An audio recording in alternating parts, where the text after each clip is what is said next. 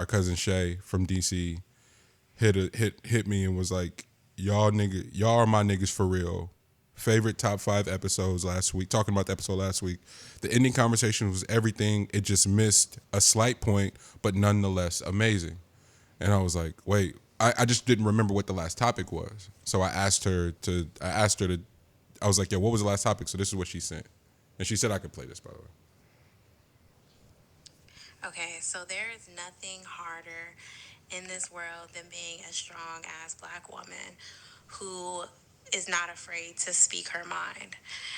But it's like you exist in this place of constantly having to carry the burden of the world, your family, whatever the case may be, and really kind of doing the job that the man is supposed to be there in place to do, holding them accountable when they're not doing it, but also continuously walking this thin line of making sure that while you're holding them accountable, you're not also breaking them down, because the world is going to do that enough. When they go out of the house or y'all's bubble, the world, society, whatever, is going to break them down enough solely for being a black man.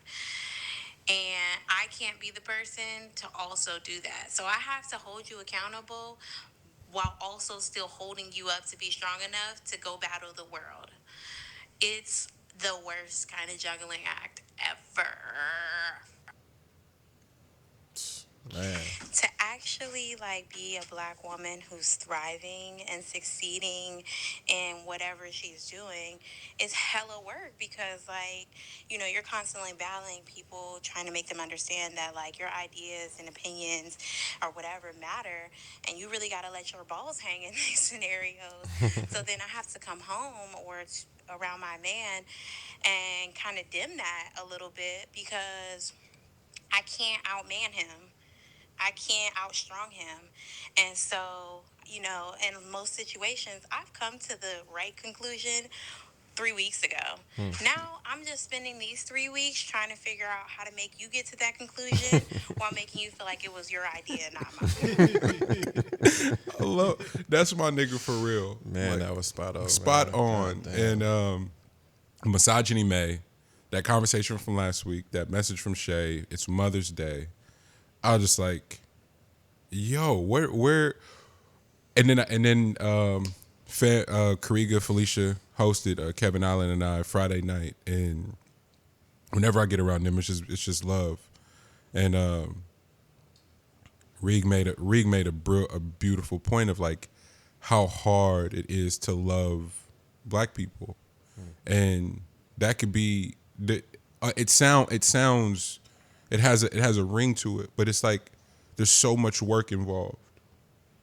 There's so much work involved. It's not just this like, yo, and we were discussing it the other night of like not confusing the boundaries. It's like there's love, there's respect, there's business, and these things don't we can't really contaminate these things because there's so many people I love I don't respect. That's hard. It's really hard to admit out loud, but it's the truth. You should say that one more time. There's so many people that I love that I don't respect. Completely.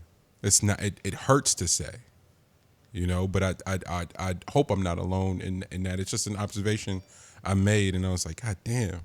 And we just talking about the effort, and then but hearing it from a black woman's perspective that it is trying to find love and has aspirations of raising a family and doing all these great things, the things that you have to consider and you have to account for.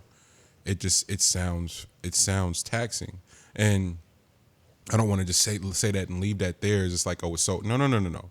It's not hard to love because it's black. It's just like there's a lot of things that we're carrying that we have to be mindful of. Like how she broke that down. It's like I can't outman you, and I can't tear you down. But I gotta hold you accountable. What the fuck? Like anybody that's attempted to do that can attest to how hard that is. I can't outman you. I gotta hold you accountable, but I can't tear you down. Where does that leave us? Where does that leave our conversation or lack thereof? Our filtering, what's being suppressed, what's not being had? Does she feel seen? Do I as a man feel torn down? Can I then give my all? And then it kind of just all loops back to this accountability and this identity of self, and like forgiving and pushing ourselves, and not entering that expecting all of those things from a person, but at the very least being aware that those variables and that work exist. Like somebody's processing that, especially if they love you, they're processing that in real time, and like trying to have that experience with us, but all that we're computing all of that at once, and it sometimes you just get it wrong. You just get it wrong, and you don't give somebody what you don't hold them accountable. Instead of holding them accountable, you coddle when you should have been pushing, or you push when you should have been a little bit more supportive. And it ain't intentional. It's just like, damn, I know that I'm supposed to give this person something right now, but what am I supposed? What is it exactly? Should I push right now? Nah, I should support. No, they getting torn down at work. What do you? And you can easily make the wrong call, especially when that person doesn't know themselves or what they're experiencing. And I think, back to Insecure, I think that's the dynamic of, Issa said it this week, or on episode 4. She's like, yo, I feel like this bitch is reaping all the benefits of me holding this nigga down when he was struggling. It's like, that's a real thing that no one ever says in rom-coms. No one ever says about it. in Atlanta too, when they was at that party at Drake's house. Yeah. And they was looking at the actor with the white girl. Yep. And the white girl was like, "Yeah, I've been with him from the rip." From the rip. And she was like, "I ain't got time for all that. I don't got nobody ask you all that. Ain't nobody got time. Ain't nobody got time for that, because I know the story before that, and I ain't got no time for when he wasn't shit. Like, I can't get past all that point. Like, it's got to get right to the, you know, what I mean? Like, we got to be moving in the right direction." Man, that scene in Atlanta is one of the more brilliant scenes of dialogue because of how honest it was. You know, you can't escape those uncomfortable scenarios, and how hard it is to love black people is a thing. And that's gonna be, I know that's gonna be taken the wrong way, and it's not. It's hard enough to love anyone, but us in particular, because there's so much trauma attached to it, dog. Yeah, that's the ongoing thing, and I want us so desperately to get to the next phase Of what's the next phase, G? Just undeniable love for ourselves, man. Like it's so much stuff starts there. Like, it really does. Like, we have to big up and appreciate small things, no matter how small they are, and find something good in yourself to build off of. I don't care how small that is, and that's a stepping stone. Like when Will was talking about those times of being with his dad and building the house or whatever, and like putting a brick down, laying the bricks for the house or whatever, and like just putting down a brick at a time. You know what I mean? That was like a metaphor for life. You know what I mean? Like, it was work, but at the same time, it's a metaphor for life. And you got to start with that first brick. Like, it's a must. Like, just fucking start there. If you have nothing whatsoever, it's cool. You have a blank canvas, but I mean, like, you gotta like start from there, bro. Just start putting broad strokes on that thing and just see what happens from it. But I think it really does start there in order for us to get to the point of how we treat each other. Like, because I don't think it's really like a not being able to love black people type thing. I think it's like a not talking off of that part, but I just mean like it. I think the underlining is just us loving ourselves, and then 100. and then others will treat us the way that we treat ourselves. That's it. And that's what I say. So how we love one another, how I love myself. Yeah. Loving me is hard. Yeah. Because of all the shit that I'm computing to make one small ass decision. Yeah. It's not as simple as, hey, put your mask on and go to the store. Yeah. Nigga. The judge said it's like, yo, I was arresting people for way less than this in the bank, yo. Yeah, that's sick with it. I can't just, people cross the street when my hood is off. It used to bug the shit out of me when grandma was like, man, take your hood off. Fam, I've been profiled for way less than having my fucking hood on. And then Trayvon dies, and now her fear is through the roof. And now whenever she sees me with a hood, my grandma, she's not telling me to take my hood off because she wants to be a stickler. She's afraid for my life. Shit, That's hard. knowing who the friends are, meeting the friends, not congregating, not like having like a group out in the Man. open, because a group out in the open can be mistaken as a gang. Can- Just random, just so many different This- things. Like it's a whole bunch of minds in a minefield that we have to navigate. Call me when you get there. If I don't call, my mom is on. Why you ain't call me? Yeah. It's not because she trying to be on my ass and like check. No, she's afraid for my life. Yeah. Do people? You don't get how hard that is. The attack on your spirit. That's hard. That's hard. Yeah, I be thinking back though, because I'm like, I swear, I can tell you this is the truth, man. I want to say the God honest, but this is the truth, man. It's just like, when I was young, there's no fucking way I could see 21. Like, I didn't believe 21 was possible. I had zero clue that was going to be a thing. I don't care how nice it, or how nice the trajectory of whatever the hell I was doing may seem. Nigga, there's no fucking way I believed 21 was possible. So when I hit 21, it was almost as if I started life over again. Yep. Like I had to Complete reset. like to figure this out, because nigga, I didn't plan this far ahead. Like I didn't plan past 21, my nigga. I don't know what the fuck that. I didn't know what that. I never envisioned that. You know what I mean? So the idea after that. This is whole new territory. Whole new territory. But with that being said, that's almost like blank canvassing, where, yeah, like now let's deal with the trauma of what happened before. Yeah. So that this isn't how you age. You know what I mean? Yep. Like you age more graceful than that. Yeah. You're able to pass on a more enlightened state. You're able to appreciate more. Like I got into like Eastern religions, and without realizing that Eastern religion is so powerful and patient, because it's been around for It's forever. how long? Forever. This Western religion is is so new compared to Eastern religion, bro. Like that shit's been around forever, bro. So like, yes, there's patience in it because it has that much age to it. Yep. I didn't realize that at the time, but that's what I was drawn to. Jesus. You know what I mean? But that was from blank canvassing.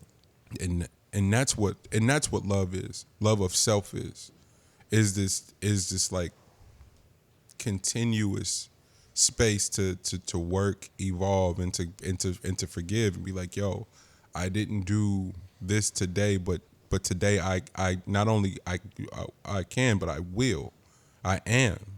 And reaffirming and having those affirmations, and that's all that love for another person is just that that space and that in respect.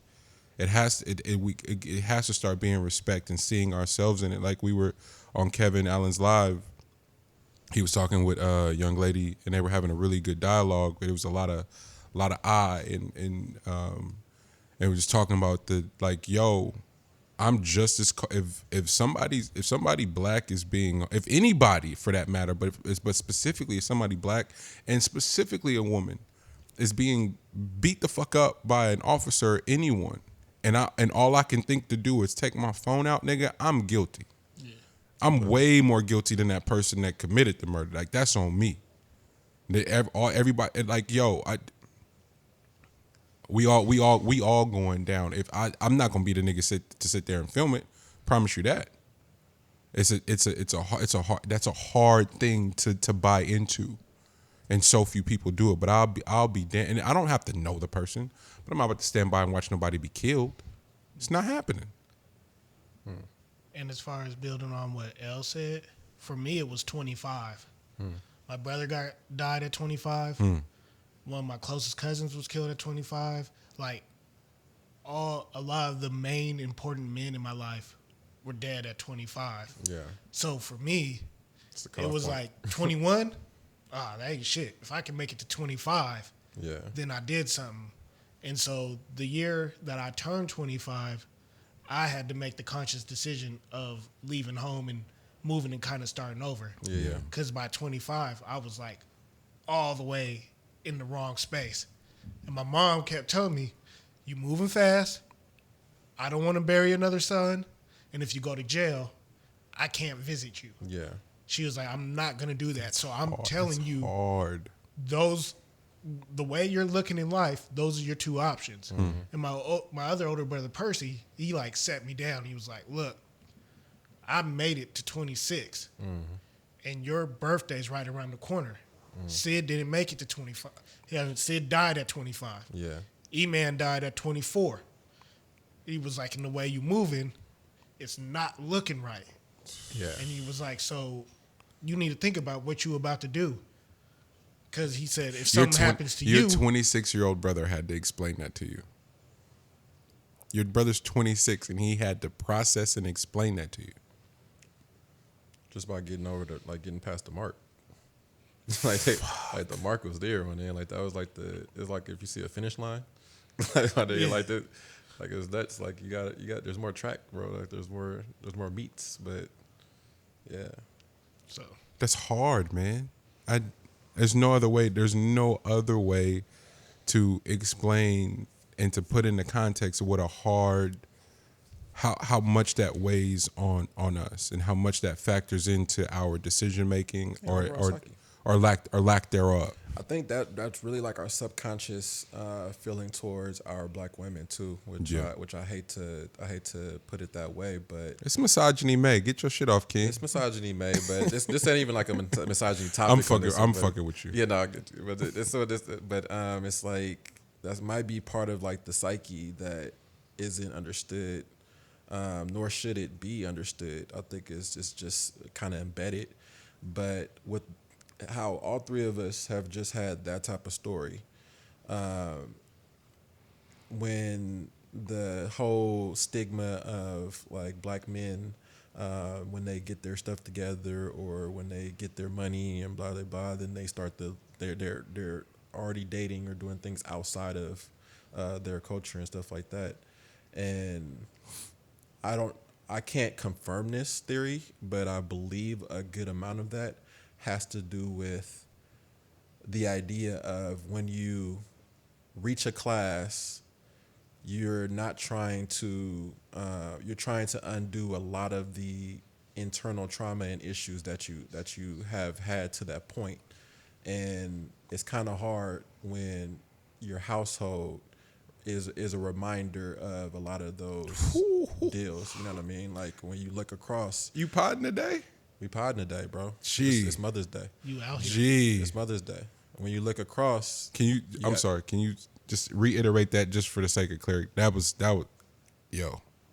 Can you just walk it back? yeah. So like the stigma behind black men getting to the point of like, getting to a class where they have their money, when they have their shit together, stuff like that, and then them choosing outside of their race may be attributed to like how we all just had that story of where our cutoff point was and how we had to redo everything from there, or just see things differently from there.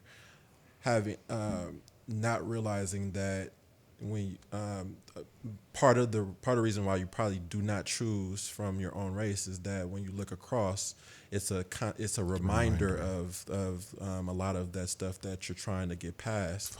And unfortunately, like it's such a messed up. It's just a messed up psychological warfare that you have with yourself. But it could be a part of the issue. You know what I mean? So when you look across and you see somebody from a different race, it's not a mirror. You know what I mean? It's not a mirror into all the shit that you're trying to get over. So it's almost like you get the blank stare at a different world all the time, or you get to learn something at a different world. You're not learning it at the exact same rate or at the exact same time as your counterpart that is coming from the same background. You know what I mean? Because it's like when you're elevating, unfortunately, you're not.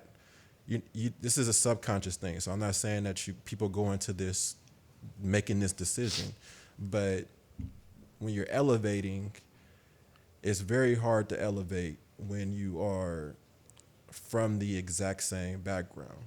Now, it's very easy to continue to elevate when both parties come from a situation where there is structure,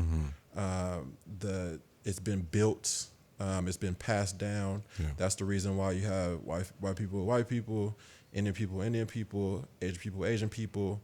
You know what I mean? We switch it up now. We have a lot more, different races with different races now, a lot of blended families now. But why the parents that migrate or whatever, they'll be like, nah, you got to deal with such and such. Yeah. Why there's a Patel, what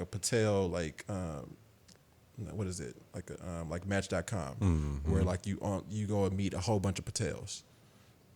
Just a whole family of Patels. Like they just go hang out with each other and they go marry. You know what I mean? Like there's a reason why that is as a thing, because there already being something in place. Yeah. Now with us having, not really understanding all of our different stories, all this different trauma, we're all coming from these weird spaces, and then we're coming together and we're approaching this with fire and rage, and like that's a passionate thing.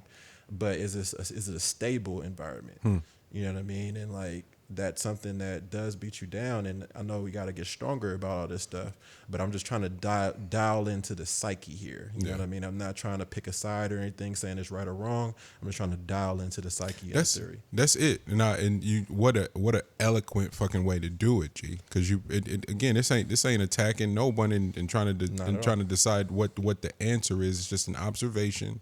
And again, trying to delve further into the psyche and why those decisions are made. And at no point had I considered that being like trying to avoid the trauma and not wanting to be a part of the normalizing it, right? So it's like passing it along. Yeah, passing it down. I want to have no part in that and like passing down that tradition. Because sometimes you would like want to go out into the world and deal with your children being blended and them having to go through that biracial social problem over them having to go through the exact same scenario that you had to go through. Yeah. Whether it's in a better place, because you got to think about if you're elevating yourself and your children are probably going to a different type of environment. So they're probably going to a school where nobody in the school looks like them. They got a whole new set of problems. Nothing in school looks like them. But they over here got the problems that I'm passing down to them, that my others passing down to Compounded them. with that. That my parents are passing down to them. Yeah. That then they go to school and they dealing with a whole nother type of issue that nobody in the school looks like them. Yeah. And then like it's just constant turmoil, you know what I mean? But like, it's just some shit that we gotta. That turmoil, G, is so the conversation in and around just death and why black deaths are shared and interacted with the way that they are. No one else gets shown being murdered collectively by news, by media, and by us collectively. Why are we watching black people be murdered on our timelines? And why are members of our community the ones to share it with us? Hey, I just want to show you what they doing to us out here, fam. We don't need to keep seeing that. We don't need to keep that trauma on loop, because it plays an effect. It has a part. It's called fucking marketing for a reason. Mm-hmm. And we're marketing to continue to have trauma be a part of the only black tradition the only thing we have as black Americans as a tradition collectively that we can agree upon is fucking trauma. Slavery is the portion of slavery in history class is a long sort of drawn out discussion about what happened to black people in America. Fam, why do we keep just want to remind you what the world went. Remind who? Who needs a refresher of that? Really? Is that what's taking place, or is there something else happening to where it's like it's being embedded into us? And that was the dialogue that was being attempted to have this week. Know your place. Jesus, don't you ever get outside of yourself, because this is what could happen to you, whether you believe it or not. Yeah, I just seen a post like where people like they. I haven't seen the video, but the post of like them doing that. I jog, but not a distance. Didn't know if I could jog that distance. I don't know if I have the wind that I used to have. Don't know if I have the weight that I used to have. And like this kind of like one of those type of long type of posts or whatever. Only to say that it now realize that it's out of the fear for what could happen. And I'm like, no, that ain't that don't go together, bro. That ain't got nothing to do with the fear of like what the world has to offer for you, bro. Like, yeah, these are unfortunate circumstances, like unfortunate situations. Lynching is a thing. It's few and far between, not as often as it used to be, but it's not like it's gone away. There is Yeah. people that still hate us. There is people that still want to see wrong for us, to see bad for us, and don't want us to elevate and do better. You know what I mean? Don't think that we are equivalent to them. Think that we're selling the land, that we're procreating at a high rate, that before long will be the majority. Those are scary times for a lot of folks. So they'll do anything to at least instill in us our place. And I understand the emotional connection to all of this. I am happy that justice, at least to that point, have been served. Don't know what's going to actually happen, but at least that part happened. But other than that, I get to the point myself, and it's fucked up, but that a lot of this stuff, it is what it is. And I if I can tell you right now, bro, if something happened to me, hey, I y'all honor me by going ahead and elevating yourselves. Yep. Like, please do that. The one person that ain't got to trip off of that no more is myself. I don't want to be no hashtag. None of that, fam. Like that's that man. Passing my school pictures around and all. I appreciate y'all, man.